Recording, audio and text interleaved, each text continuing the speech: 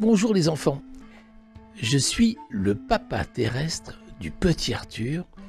Écoutez bien, je vais vous raconter la merveilleuse histoire de son étoile bleue.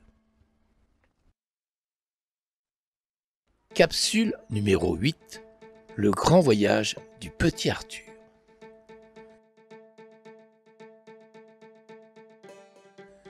Arthur, en reprenant le chemin du retour vers la maison douceur de ses parents, est alors partagé entre l'impatience de réussir ce qu'on lui demande et la crainte de s'envoler à bord de Luminix, lui qui n'a jamais quitté son étoile bleue. Ce grand voyage lui fait un peu peur. Pourra-t-il revenir un jour sur sa bonne étoile bleue qu'il aime tant? La fée Patou lui a bien dit qu'elle ne pourra plus rien faire pour lui une fois qu'il sera parti. Tous ses petits copains vont beaucoup lui manquer. Comment sont les enfants de la planète Terre? Autant de questions que se pose Arthur, et la réponse est à des milliers d'années-lumière.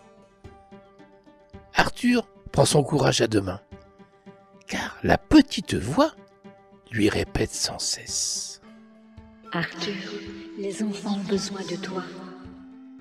Le capitaine Jacques lui conseilla alors de fixer son départ un jour de grande pluie d'étoiles filantes, comme il y en a tous les étés sur la planète Terre, pour que le toboggan soit le plus rapide de l'univers. Le jour du départ, Patou et ses parents accompagnèrent le petit Arthur jusqu'au Soukourou. Là, le capitaine Jacques ouvrit la fameuse porte blindée de la cale secrète qu'Arthur n'avait jamais pu voir. Arthur se retourna, fit un petit signe de la main avec un gros pincement au cœur. Son petit chien Sucre d'Orge tremblait de tous ses membres quand il fallut entrer dans la cabine de Luminix.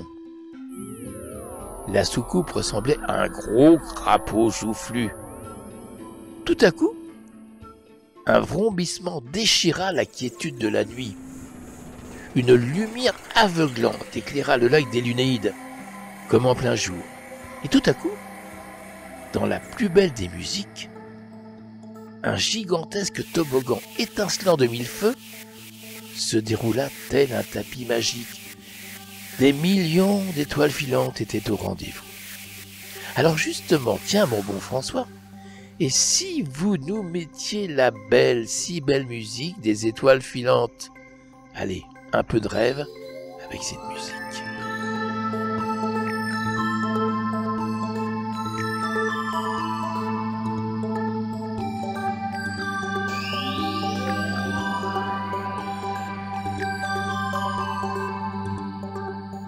C'est merveilleux.